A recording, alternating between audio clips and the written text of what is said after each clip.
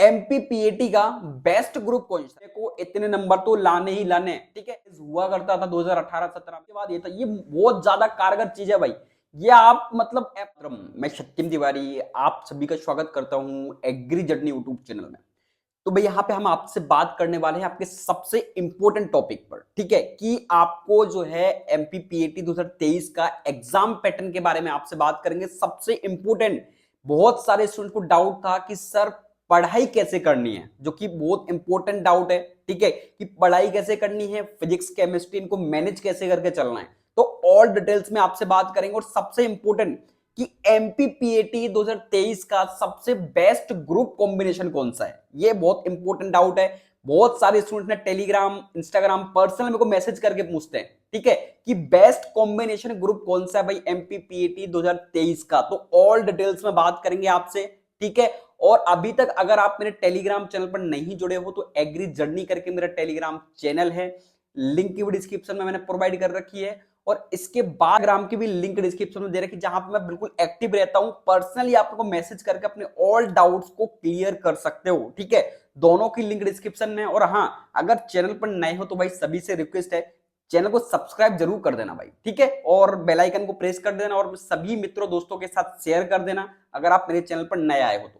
सबसे पहले आपसे बात करेंगे आपको सब्जेक्ट कैसे मैनेज करना है। ये 4 स्टेप मोस्ट इंपोर्टेंट हैं। जो स्टेप आप यहां पे देख रहे हो मोस्ट इंपोर्टेंट है। सबसे पहले आपको यहां पे क्या करना है कि शॉर्ट नोट्स बनाने। मैंने ऑलरेडी आपको कई बार वीडियोस में बताया हुआ है कि शॉर्ट नोट्स बहुत ज्यादा कारगर साबित होते हैं आपके किसी भी एक टॉपिक या पर्टिकुलर सिलेबस को कवर करने के लिए। अभी आपके पास टाइम है, ठीक है, इसलिए मैं आपसे बोल रहा हूं। खासतौर से यहाँ पे फिजिक्स केमिस्ट्री और मैथ्स के जो स्टूडेंट हैं या एग्रीकल्चर के भी स्टूडेंट हैं, सभी को शॉर्ट नोट्स बनाने चाहिए भाई। मैंने पर्सनल यहाँ पे एक्सपीरियंस किया हुआ है भाई। लास्ट के टाइम पे बहुत ज्यादा बेनिफिट होते हैं, बहुत ज्यादा बेनिफिशियल होते हैं आपके शॉर्ट नोट्स।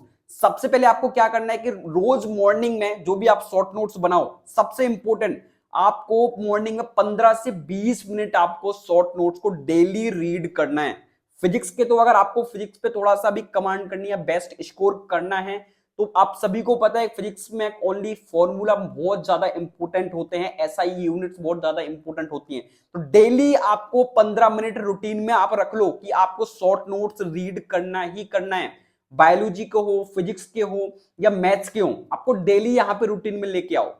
नेक्स्ट यहां पे मैं बात करता हूं थ्योरी की। बहुत ज्यादा यहां पे डाउट होता है स्टूडेंट की सर थ्योरी बहुत सारी हो गई है, इसको कवर कैसे करना है अपने को।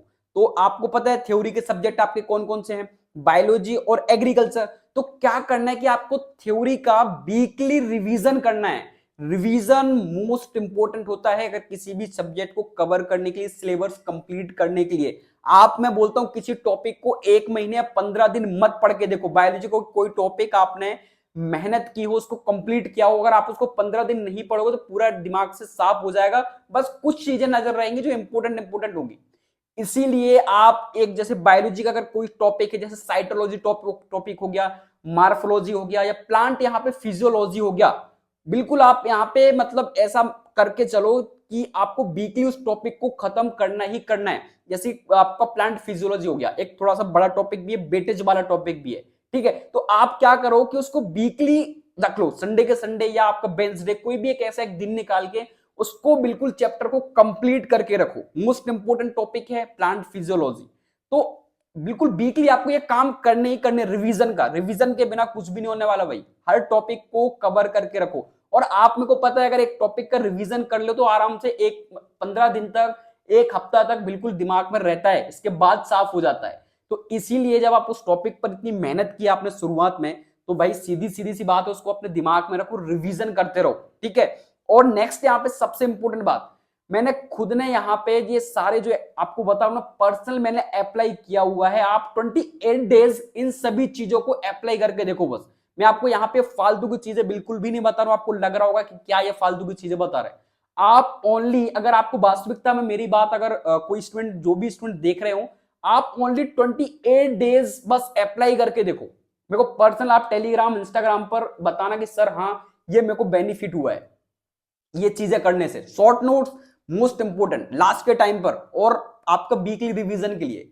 सबसे इंपॉर्टेंट नेक्स्ट है कि भाई याद कैसे करना है। देखिए मैं पर्सनली आपसे यहाँ पे एक्सपीरियंस बताऊं, मैंने खुद ने पर्सनली यहाँ पे अप्लाई किया हुआ है। लिख लिख कर याद करने की जो प्रोसेस है भाई सबसे बेस्ट है मेरे अकॉर्डिंग, सबसे बेस्ट।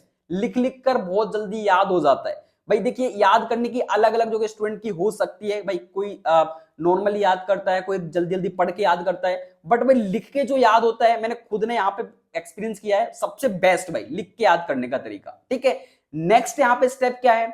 नेक्स्ट देखिए यहाँ पे आपको समझ में नहीं आ रहा होगा कि ये क्या लिखा हुआ है, हर all important details one page cover, क्या लिखा हुआ है ये। तो मैं यहाँ पे आपको बता दूं, जैसे कोई टॉपिक है, बायोलॉजी हो गया, तो बायोलॉजी में जैसे आपको एक साइटोलॉजी टॉपिक हो गया या प्लांट फिजियोलॉजी हो गया, इसमें से एक हर टॉपिक का एक इंपोर्टेंट पेज बनाओ, एक पेज ओनली, उसमें सारी इंपोर्टेंट चीजें लिख लो। जो भी जैसे भाई जो पढ़ता है ना, उसको सब समझ में आ जाता है कि क्या इंपोर्टेंट है और क्या इंपोर्टेंट नहीं है।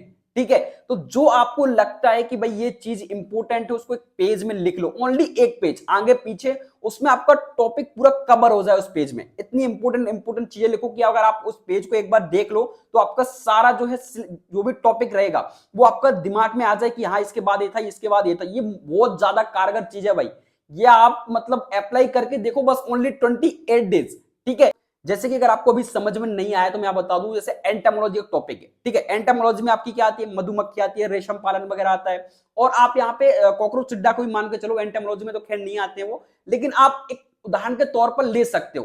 ठीक है, जैसे कॉकरोच हुआ, तो कॉकरोच में सारी चीजों को लिखो, उसका जो है क्रोमोसोम नंबर, ये बेसिक चीज है, उसके एब्डोमेन में कितने भाग होते हैं। ठीक है, मधुमक्खी में कितने क्रोमोसोम होते हैं, और सबसे इंपॉर्टेंट कि इनके जो है सेगमेंट कितने होते हैं, इनमें खंड कितने पाए जाते हैं। ये कुछ ऐसी चीजें आप लिख सकते हो जो कि आपके दिमाग से जल्दी निकल जाए। उन चीजों को एक पेज में लिख लो, और जब भी पेज पलटाओ तो उन चीजों को एक बार देख लो कि हाँ इस टॉपिक के अंदर ये चीजें हैं। देखिए बहुत इंपॉर्टेंट और बहुत कारगर चीजें हैं। मैं आपको अभी लग रहा होगा कि सर क्या फालतू की चीजें बता रहे हैं, बट मैं बता रहा हूं पर्सनली, आप 28 डेज इन चीजों को अप्लाई करके देखो। शॉर्ट नोट्स डेली 15 मिनट पढ़ो, फिजिक्स के, केमिस्ट्री के। ठीक है, इसके बाद थ्योरी पे सबसे ज्यादा फोकस करना, थ्योरी आपको पता नहीं क्या कर सकती है। ठीक है, बायोलॉजी देखिए बहुत सारे स्टूडेंट ऐसे होते हैं जिनकी फिजिक्स वीक होती है, मैथ्स वीक होती है ना। तो थ्योरी अगर आप सही से रीड कर लोगे तो आराम से आपको कोई भी प्रॉब्लम नहीं होने वाली। ठीक है, तो ये आपका दिमाग से ये चीजें निकाल दो बिल्कुल, कि फिजिक्स नहीं बनती, केमिस्ट्री बनती, लेकिन आप डेली रूटीन में लेके आओगे तो आराम से आप कवर अप कर लोगे। ठीक है, अब हम आपसे बात करने वाले आपके एग्जाम पैटर्न के बारे में, जो कि अधिकतर स्टूडेंट्स ने पूछा हुआ था कि सर एमपीपीएटी 2023 का एग्जाम पैटर्न क्या रहेगा। ठीक है, तो सबसे पहले मैं यहां पे बात करूं, ये ऑफिशियली आपका जो है एग्जाम पैटर्न है, मैंने खुद से तैयार नहीं किया हुआ, ये ऑफिशियली है। ठीक है, तो आप यहां पे देख सकते हो, सबसे पहले अपन यहां पे बात करेंगे पीसीएम वालों की। पीसीएम मतलब फिजिक्स केमिस्ट्री मैथ्स वालों की। ये स्टूडेंट आप देख सकते हो किस किस डिग्री प्रोग्राम्स के लिए एलिजिबल है। सबसे पहले तो आपको ये चीजें पता होगी, आप प्रिपरेशन कर रहे हो तो एमपीपीएटी में फिजिक्स 50 नंबर, केमिस्ट्री 50 नंबर और मैथ्स आपकी यहाँ पे 100 नंबर की पेपर में आती है, जो कि पेपर टोटल आपका 200 नंबर का आता है। टाइम ड्यूरेशन 3 घंटे का होता है। ठीक है, नो माइनस मार्किंग, कोई भी नेगेटिव माइनस मार्किंग नहीं होती है। और आप कौन कौन से डिग्री प्रोग्राम के लिए एलिजिबल हो तो वो आप यहाँ पे रीड कर सकते हो। बीटेक एग्रीकल्चर इंजीनियरिंग, जो कि ओनली पीसीएम के स्टूडेंट एलिजिबल होते हैं। Next BSc honours agriculture, BSc honours horticulture, forestry और बीएससी एजी, इनके लिए आपके जो है पीसीएम के स्टूडेंट एलिजिबल होते हैं। अच्छा, इनकी रैंक अलग आती है, इनकी बीएससी एजी की रैंक अलग आएगी, बीटेक की रैंक अलग आएगी, ये आप सभी को पता होगा। ठीक है, नेक्स्ट हम बात करेंगे पीसीबी ग्रुप की, जो कि मोस्ट इंपोर्टेंट ग्रुप है। ठीक है, नंबर ऑफ स्टूडेंट भी कभी कभी ज्यादा होते हैं पीसीबी के, आपने अभी देखा होगा आईसीआर में भी नंबर ऑफ स्टूडेंट पीसीबी के ज्यादा थे। यहाँ पे आप देख सकते हो फिजिक्स 50 नंबर, केमिस्ट्री 50 नंबर और 100 नंबर की आपकी यहाँ पे बायोलॉजी आती है पेपर में। मैंने सिलेबस भी आपका ऑफिशियली बताया हुआ है, अगर आपने नहीं देखा है तो लिंक डिस्क्रिप्शन में है, आप सर्च कर लेना एमपीपीएटी 2023 सिलेबस, आपको मिल जाएगा। बहुत सही तरीके से डिफाइन किया हुआ है मैंने सिलेबस को, अगर कोई पढ़ने वाले स्टूडेंट होगा तो उसको आराम से समझ में आ जाएगा। नेक्स्ट आता है भाई AG123। AG123 group is the best group. ठीक है, AG123 ग्रुप में आप देख सकते हो 100 नंबर की आपकी जो है यहाँ पे फिजिक्स केमिस्ट्री, मतलब टोटल ये 4 सब्जेक्ट मिलाकर 25 की केमिस्ट्री, 25 की यहाँ पे फिजिक्स आती है।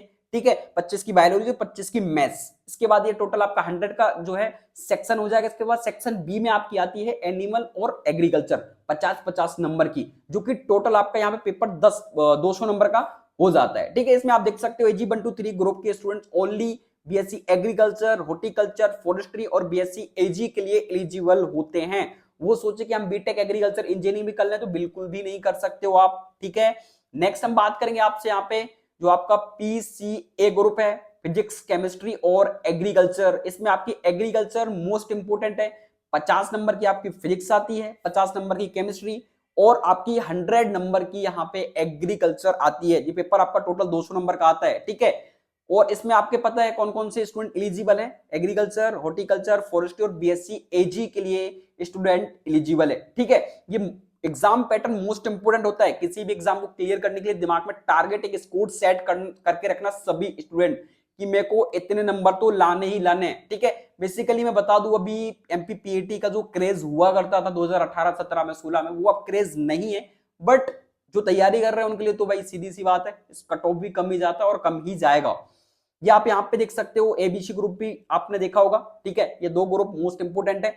अब भी यहाँ पे आपको एक और डाउट आता है कि भाई एमपीपीएटी का बेस्ट ग्रुप कौन सा है, ठीक है। बहुत ज्यादा डाउट आता है स्टूडेंट को कि एमपीपीएटी बेस्ट ग्रुप कॉम्बिनेशन क्या है। तो आप यहां पे देख सकते हो, मेरे पर्सनल एक्सपीरियंस के अकॉर्डिंग मेरे को ऐसा लगता है कि भाई सबसे बेस्ट ग्रुप जो माना जाता है ना एमपीपीएटी में, वो AG123 group is the best group. मैं क्यों ऐसा बोल रहा हूं, क्योंकि बहुत सारे स्टूडेंट्स ऐसे होते हैं जिनको ना तो बहुत अच्छे से फिजिक्स आती है, ना उनको बहुत अच्छे से मैथ्स आती है, ना बायोलॉजी आती है, ठीक है। तो भाई AG123 group is the best, 25-25 number की आती है, ज्यादा लोड नहीं होता है, ठीक है। और फंडामेंटल्स चीजें ज्यादा पूछी जाती है, जैसे कि बेसिक चीजें। आप फिजिक्स का पेपर उठा के देख लो, समझ में आ जाएगा आपको। एक आप जो है एमपीपीएटी का जो 50 नंबर का फिजिक्स का पेपर है और एक जो AG123 ग्रुप का 25 नंबर का पेपर है, आपको दोनों में डिफरेंस समझ में आ जाएगा कि क्या लेवल है क्वेश्चंस का। तो यहाँ पे AG123, एबीसी और पीसीबी, ये आपके ग्रुप का तीनों सबसे बेस्ट AG123, नेक्स्ट एबीसी और फिर पीसीबी। ये ग्रुप कॉम्बिनेशन मेरे अकॉर्डिंग सबसे बेस्ट है तीनों, AG123, एबीसी और पीसीबी। तो अब आपका मे बी डाउट यहाँ पे क्लियर हो गया होगा एग्जाम पैटर्न ग्रुप को लेकर, और आपने को पढ़ाई कैसे करनी है। भाई ये चीजें आपको कोई भी नहीं बताएगा, आज तक आपको किसी ने बताई भी नहीं होगी, ठीक है। बस आप इन चीजों को अप्लाई करके देखो। मेरे को पर्सनल आप बताना कि भैया मेरे को क्या इस चीजों से बेनिफिट हुआ है, क्योंकि मैंने पर्सनली इन चीजों से बहुत ज्यादा बेनिफिट जो है गेन, मेरे को बहुत ज्यादा नॉलेज और बहुत सी चीजें मेरे को जो समझ में आ गया है। एक पढ़ने का तरीका हर एक स्टूडेंट के दिमाग में होता है, कैसे पढ़ना है, कैसे सिलेबस को कवर करना है। वो लास्ट में उसको घबराहट होती है, वो फिर कुछ भी नहीं कर पाता है। और अधिकतर स्टूडेंट, मैंने पर्सनल एक्सपीरियंस किया हुआ है कि फिजिक्स, केमिस्ट्री, मैथ्स को तो पढ़ते ही नहीं है, ठीक है। जो AG123 ग्रुप के स्टूडेंट्स हैं वो फिजिक्स, केमिस्ट्री, मैथ्स, बायोलॉजी इनको पढ़ते ही नहीं है, जो कि बहुत ज्यादा गलत करते हैं भाई, फिर उनका सिलेक्शन भी नहीं होता है। इसीलिए आपको सभी टॉपिक पर इक्वली ध्यान देना है, ठीक है। और कोई डाउट आता है मेरे से पर्सनल मैसेज करके आप पूछ सकते हो, सभी की लिंक डिस्क्रिप्शन में। बाकी यहाँ चैनल को सब्सक्राइब जरूर कर देना। बाकी मिलते हैं नेक्स्ट अपडेट के साथ। जय हिंद, जय भारत, वंदे मातरम।